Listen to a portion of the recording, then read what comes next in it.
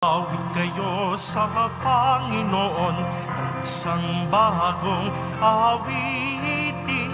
Magsiawit kayo sa Panginoon, buong sandaigdigan.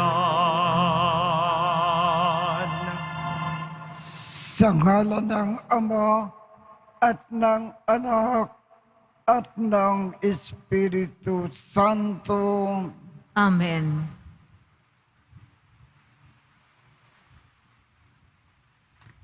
Sumainyo ang Panginoon. At sumaiyo rin.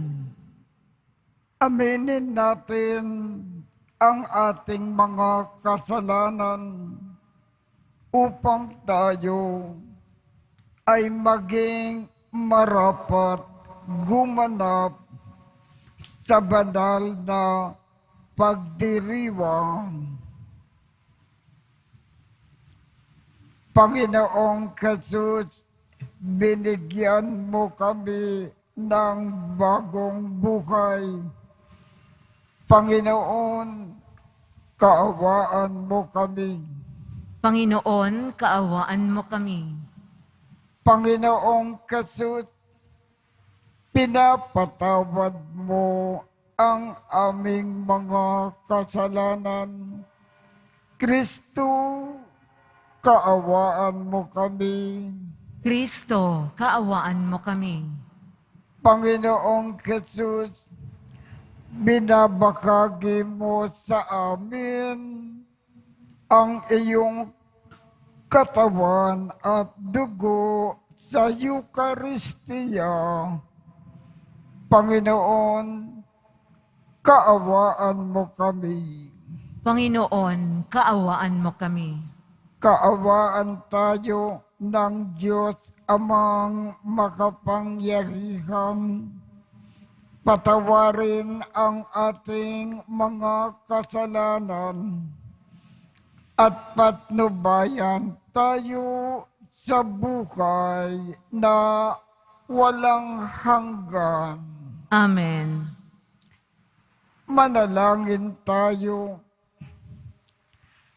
Ama naming makapangyarihan, kalugdan mo po kami at pagbigyan na magkamit ng kaloob mong karagdagan upang sa maalab naming pananalig, pag-asa at pag-ibig, kami ay mamalaging tumatalima sa iyong kautusan sa pamamagitan ni Jesucristo kasama ng Espiritu Santo magpasawalang hanggan.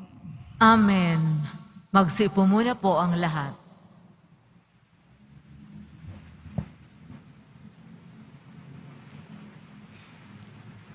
Ang simula ng aklat ni Propeta Jeremias. Ang aklat na ito ay sulat ng mga sinabi at ginawa ni Jeremias na anak ni Helcias at isang saserdote sa Anatot sa lupain ng lipi ni Benjamin. Sinabi ng Panginoon sa akin, "Pinili na kita bago ka ipinaglihi upang maging propeta ng lahat ng bansa." Sinabi ko naman, "Panginoon, hindi po ako marunong magsalita. Bata pa po ako." Subalit, sinabi niya sa akin, "Huwag mong sabihing bata ka. Sinusugo kita kaya't humayo ka. Ipahayag mo sa lahat ang aking inuutos sa iyo. Huwag mo silang katakutan pagkat ako'y isa sa iyo at iingatan kita. Akong Panginoon ang nagsasabi nito." Pagkatapos, iniunat ng Panginoon ang kanyang bisig, hinipo ang mga labi ko at sinabi, "Hayan, ibinibigay ko sa iyo ang dapat mong sabihin. Ibinibigay ko rin sa iyo ngayon ang kapangyarihan ng mga bansa, mga kaharian, Sila'y bunutin at ibagsak, lipulin at iwasak, ibangon at itatag. Ang salita ng Diyos. Salamat sa Diyos. Patuloy kong isasaysay ang dulot mong kaligtasan. Patuloy kong isasaysay ang dulot mong kaligtasan. Sa iyo lang, Panginoon, lubos akong nananalig. Huwag mo akong pabayaang mapahiya at malupig. Tulungan mo ako ngayon, yamang ikaw ay matuwid. Ako sana ay sagipin, sa daing ko ay makinig. Patuloy kong isasaysay ang dulot mong kaligtasan. Ikaw nawa ang moog ko at ligtas na kakanlungan. Matatag na kublihan ko at matibay na sanggalang. Sa lahat ng masasama, O Diyos, ako ipaglaban. Sa kuko ng mababagsik, huwag mo akong pabayaan. Patuloy kong isasaysay ang dulot mong kaligtasan. Panginoon, sa iyo ko inilagak ang pag-asa. Maliit pang bata ako, sa iyo'y may tiwala na.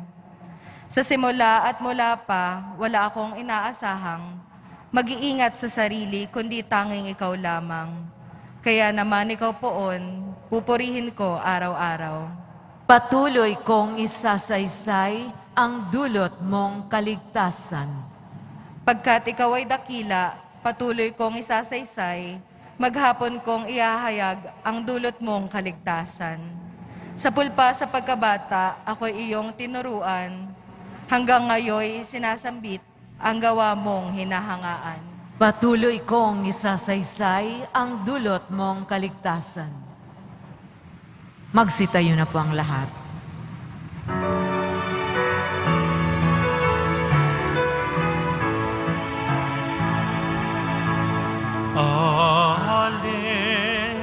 Alleluia, Alleluia,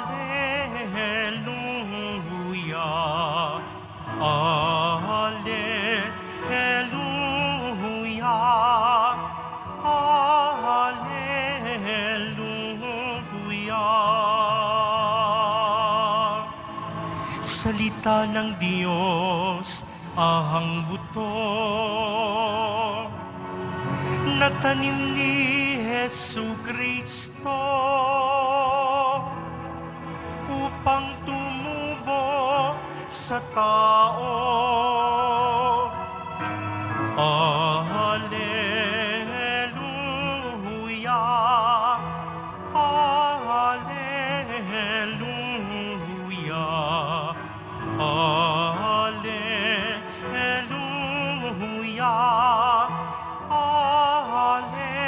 Alleluia. Sumainyo ang Panginoon. At sumairin Ang mabuting balita ng Panginoon ayon kay San Mateo. papuri sa iyo, Panginoon. Noong ding araw na iyon, si Jesus ay lumabas ng bahay at naupo sa tabi ng lawa. Pinagkalipumpunan siya ng makapal na tao, kaya sumakay siya sa isang bangka at doon naupo.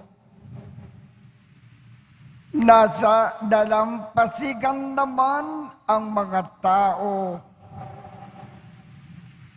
at nagturo siya ng maraming bagay sa pamamagitan ng mga talinghaga.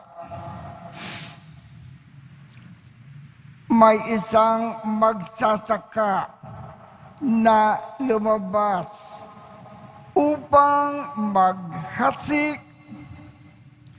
Sa kanyang pagkakasik, may binhi na nalaglag sa tabi ng daan. Dumating ang mga ibon at tinuka ang mga iyon. May binhi namang nalaglag sa kabatukan sapagkat manipis lang ang lupa roon. Sumibol agad ang binhing iyon. Ngunit nang mapabilad sa matinding sikat ng araw, ay natuyo.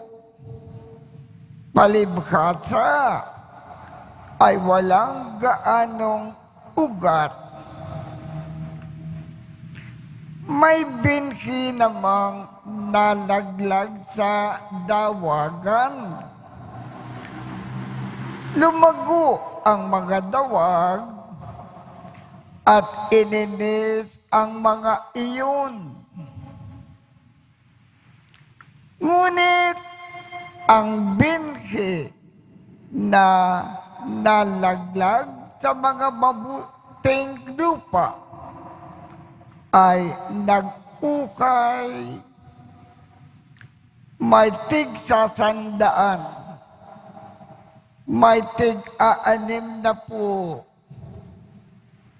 at may tig-30 butil ang bawat ukay. Ang mga may pandinig ay makinig. Ang mabuting balita ng Panginoon. Pinupuri ka namin, Panginoong Hesukristo. Magsipo muna po ang lahat. Ang gusto pong ipaalam sa atin ng Panginoon sa pamamagitan po ng ating Ebanghelyo. Kung pinakikinggan natin ang mga turo ng Panginoon, iniintindi itong mabuti at lagi natin isinasagawa sa ating buhay bawat saglit ang mga turo ng Panginoon. Ang ating buhay dito sa lupa, uunlad ng gusto, bubuti, gaganda, at magiging masagana ang ating buhay sa lahat ng panahon. Kaya kung ibig natin gumanda ang ating buhay, pakinggan natin mabuti ang mga aral ng Panginoon. Intindihin itong mabuti at isagawa sa ating buhay. Uunlad ng gusto ang ating buhay dito sa lupa.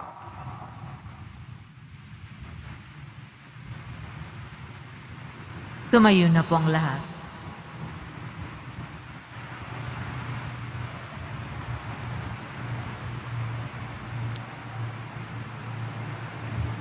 Minamahal kong mga kapatid, sabihin natin sa Diyos ang ating pagnanais sa isang mayamang ani sa mundo habang ating nasasalamin ang hindi matabang lupa sa ating buhay. Ang ating tugon, Panginoon, gawin mong mabunga ang aming buhay. Panginoon, gawin mong mabunga ang aming buhay. Ang simbahan, naway magbunga ng mayamang ani sa pamamagitan ng katapatan at dedikasyon ng mga lingkod Manalangin tayo. Panginoon, gawin mong mabunga ang aming buhay. Ang ani ng katarungan, naway magbuhat sa hindi makasariling paggawa ng mga pinuno, mambabatas at hukom ng gobyerno. Manalangin tayo. Panginoon, gawin mong mabunga ang aming buhay. Ang mga magsasaka na napapagal sa bukid, naway umani ng bunga ng kanilang paggawa at makatulad sa ikauunlad ng sambayanan. Manalangin tayo. Panginoon, gawin mong mabunga ang aming buhay. Ang mga may sakit na nahihirapan sa mga kasawian sa buhay, naway masiyahan sa ani ng pagpapalakas loob mula sa kanilang mga kaibigan at komunidad. Manalangin tayo. Panginoon, gawin mong mabunga ang aming buhay. Ang mga tapat na yumao, naway makarating sa kanilang walang hanggang tahanan. Manalangin tayo. Panginoon, gawin mong mabunga ang aming buhay. Mapagmakal na Ama, tulungan mo kami na makapagdulot ng mayamang ani sa anumang iyong itinanim sa aming mga puso. Hinihiling namin ito sa pamamagitan ni Kristo na aming Panginoon. Amen. Magsiupo muna ang lahat.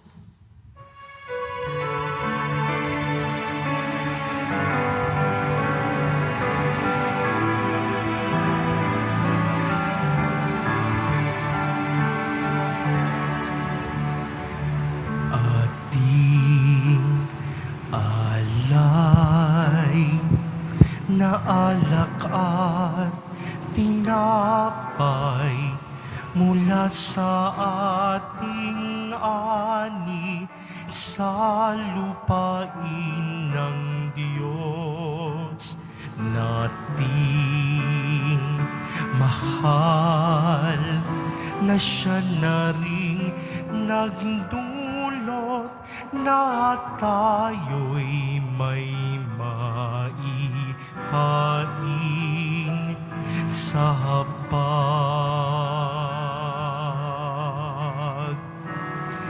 alay namin inyo pong tanggapin at inyong pabanalin at kung mamarapatin inyo po itong gawing katawan at dugo ni Jesus. Ating alay na alak at tinapay mula sa ating ani sa lupain ng Diyos nating mahal na siya na ring nagdulot na tayo'y may maihain sa hapag. Tumayo po ang lahat. Manalangin kayo upang ang pag-aakin natin ay kalugdan ng Diyos Amang makapangyarihan. Tanggapin nawa ng Panginoon itong paghahain sa iyong mga kamay sa kapurihan niya at karangalan sa ating kapakinabangan at sa buong sambayanan niyang banal. Ama naming lumikha, lahat ng iyong mga pinapag-aakin na ipinag-utos noong una ay iyong pinagtibay sa isang akin na hantungan ng tanan. Tanggapin ang ginaganap ngayon ng iyong mga lingkod upang ang mga handog ng bawat isang nagbigay para sambahin ang banal mong ngalan ay magkamit ng karagdagan mong kasiyahan sa pamamagitan ni Jesucristo kasama ng Espiritu Santo magpasawalang hanggan. Amen. Sumainyo ang Panginoon. At sumaiyo rin. Itaas sa Diyos ang inyong puso at diwa. Itinaas na namin sa Panginoon. Pasalamatan natin ang Panginoong ating Diyos. Marapat na siya ay pasalamatan. Ama naming makapangyarihan, tunay ngang marapat na ikaw ay aming pasalamatan sa iyong paglingap at kagandahang loob. Ang tao ay nalikha mo at pinangangasiwa sa sansinukob. Sa hangad mo na siya ay iwastong lubos, siya ay pinagdusa mo sa kanyang pagtalikod.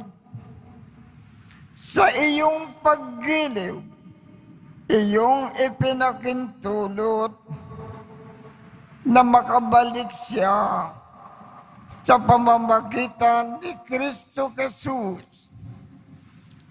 Kaya kaisa ng mga anghel na nagsisiawit ng papuri sa iyo nang walang humpay sa kalangitan, kami ay nagbubunyi sa iyong kadakilaan. Santo, Santo, Santo, Panginoong Diyos ng mga hukbo, napupuno ang langit at lupa ng kadakilaan mo, o sana sa kaitaasan. Pinagpala ang naparirito sa ngalan ng Panginoon, o sana sa kaitaasan. Magsiluhod po ang lahat.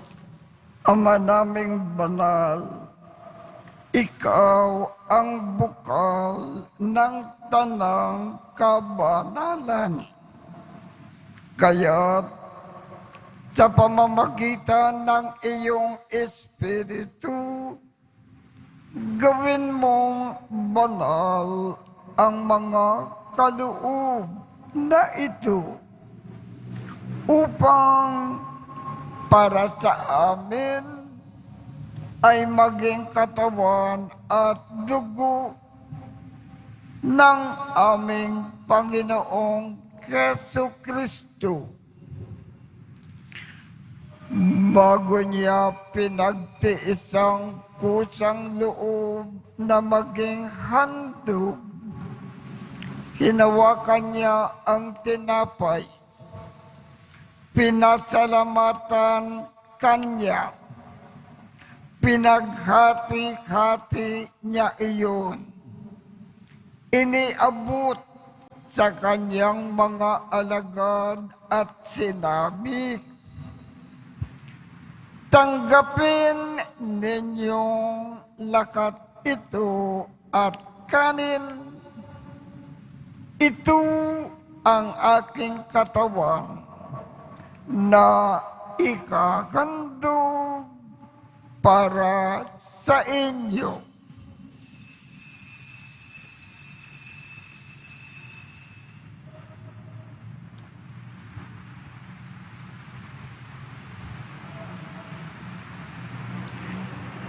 Gayon din naman, noong matapos ang hapunan, hinawakan niya ang kalis, muli kanyang pinasalamatan, iniabot niya ang kalis sa kanyang mga alagad at sinabi,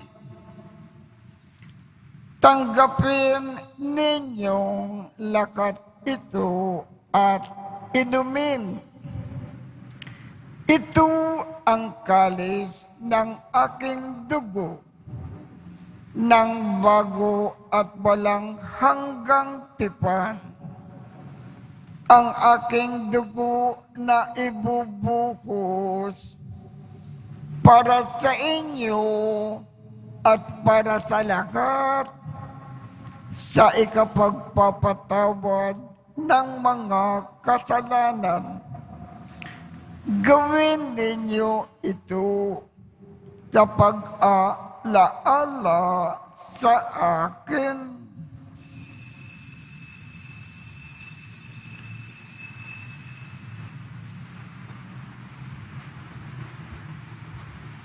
Tumayo na po ang lahat. Ipagbunyi natin ang misteryo ng pananampalataya. Si Kristo'y namatay, si Kristo'y nabuhay, si Kristo'y babalik sa wakas ng panahon. Ama, ginagawa namin ngayon ang pag-aalala sa pagkamatay at muling pagkabuhay ng iyong anak. Kaya iniaalay namin sa iyo ang tinapay na nagbibigay buhay at ang kalis na nagkakaloob ng kaligtasan. Kami ay nagpapasalamat dahil kami ay iyong minarapat na tumayo sa harap mo para maglingkod sa iyo. Isinasamo namin kaming magsasalo-salo sa katawan at dugo ni Kristo ay mabuklod sa pagkakaisa sa pamamagitan ng Espiritu Santo. Ama, lingapin mo ang iyong simbagang laganap sa buong daigdig. Puspusin mo kami sa pag-ibig. Kaisa ni Francisco, aming Papa, Jose, aming Obispo, at ng Tanang Kaparian. Alalakalin mo rin ang mga kapatid naming nakimlay nang may pag-asa na sila ay muling mabubuhay. Gayon din ang lakat ng mga pumanaw. Kaawaan mo sila at patuloyin sa iyong kaliwanagan.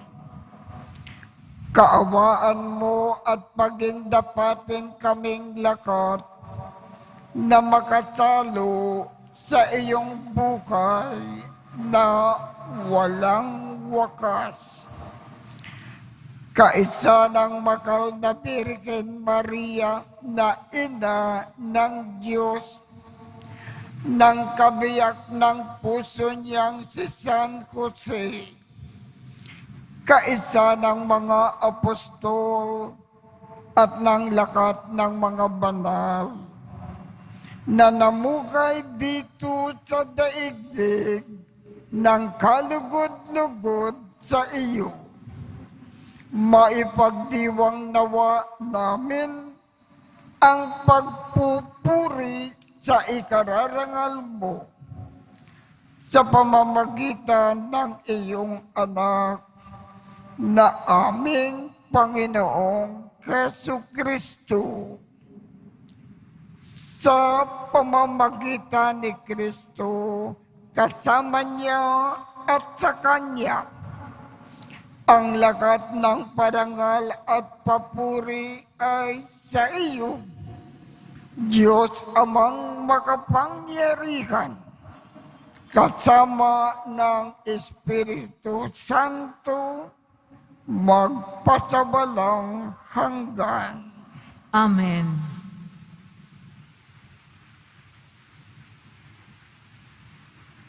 Sa tagubilin ng mga nakagagaling na utos at turo ni Jesus na Panginoon natin at Diyos, ipakayag natin ng lakas loob.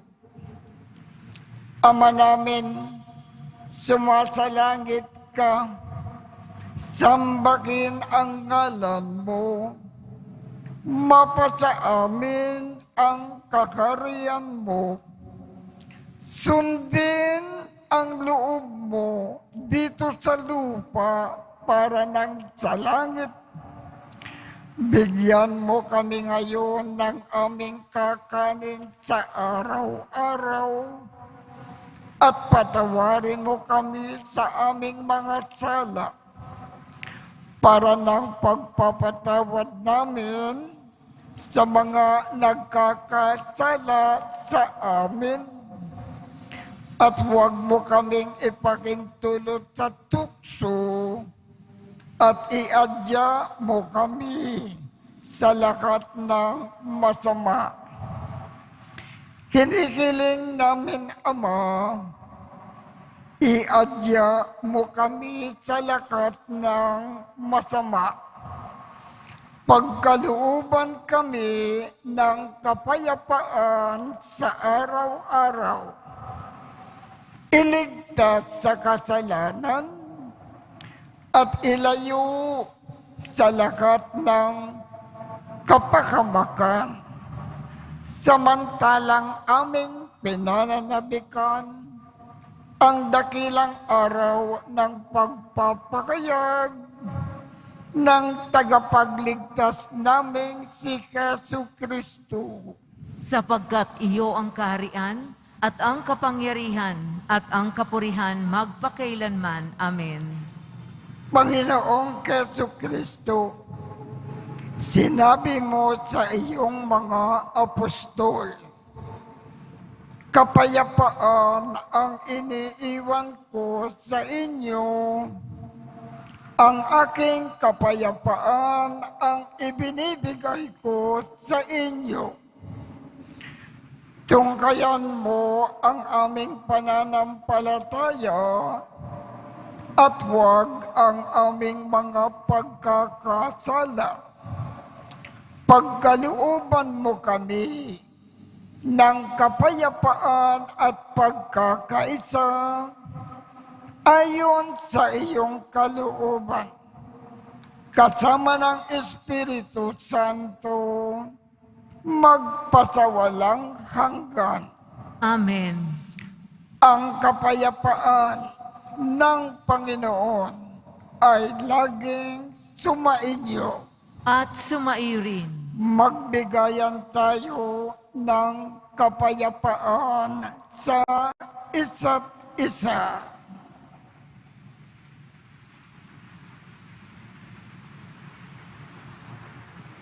Kordero ng Diyos na nag-aalis ng mga kasalanan ng sanlibutan, maawa ka sa amin.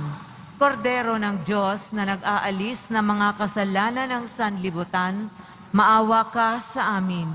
Kordero ng Diyos na nag-aalis ng mga kasalanan ng sanlibutan, ipagkaloob mo sa amin ang kapayapaan.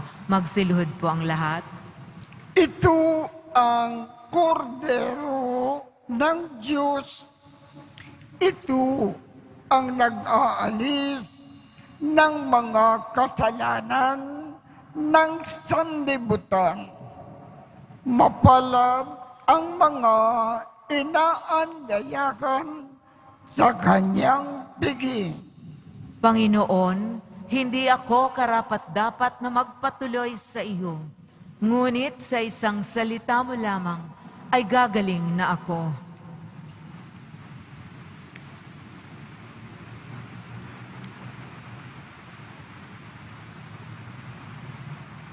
Katawan ni Kristo. Amen.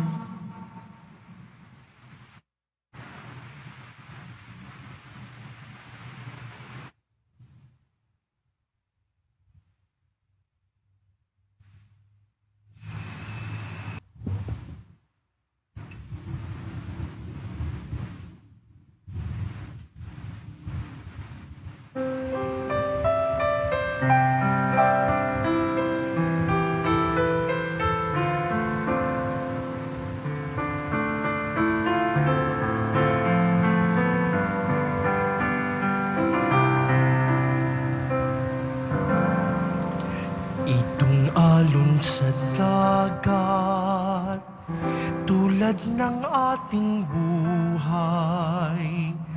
Kung minsan ay tahimik, kung minsa'y magalaw, ganyan ang ating buhay.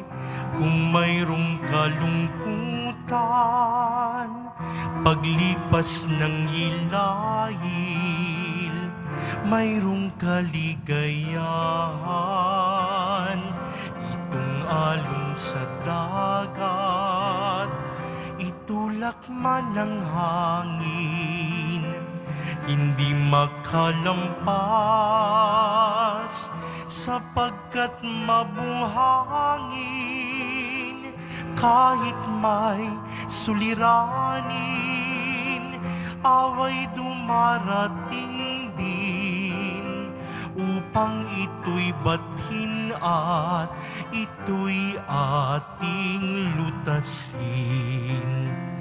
Bawat alon sa dagat, tinig na tumatawag, habang naghahayuma o namamalakaya.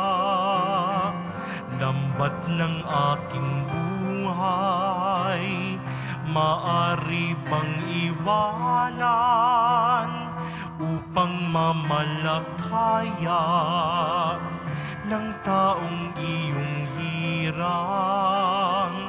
Umayo ka sa laot ng aking karagatan, ang lambat ay ihulog sa dakong kalaliman, sa iyong salita.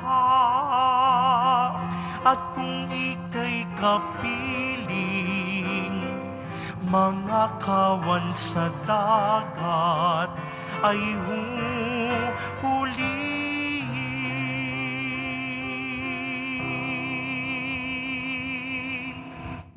Tumayo na po ang lahat.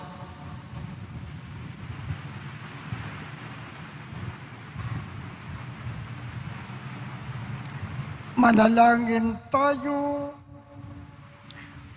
Ama naming mapagmakaw, manatili ka pong kapiling ng iyong sambayanan, na ngayon ay pinapakinabang mo sa iyong sariling buhay.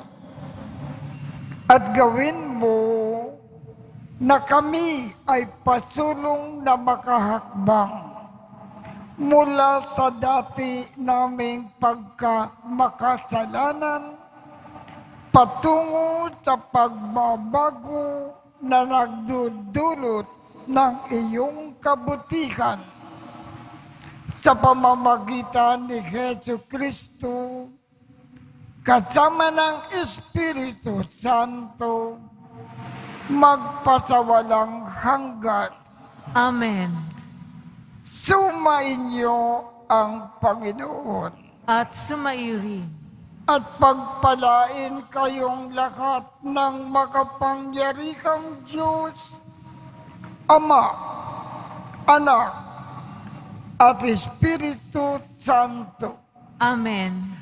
Tapos na po ang misa. Humayo tayong mapayapa. Salamat sa Diyos.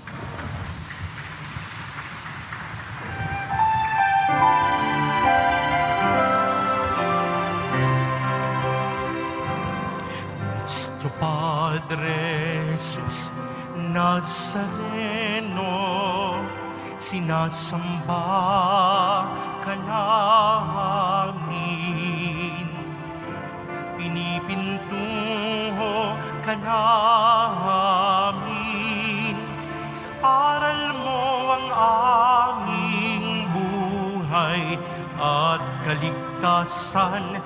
Nuestro Padre Jesus Nazareno, iligtas mo kami sa kasalanan. Ang krus mong kinamatayan ay sagisag ng aming kaligtasan. Nuestro Padre Jesus Nazareno, dinarangal ka na amin. Nuestro Padre Jesus Nazareno, niluluwalhati ka namin. Nuestro Padre Jesus Nazareno, dinarangal ka na amin. Nuestro Padre Jesus Nazareno, niluluwalhati ka namin.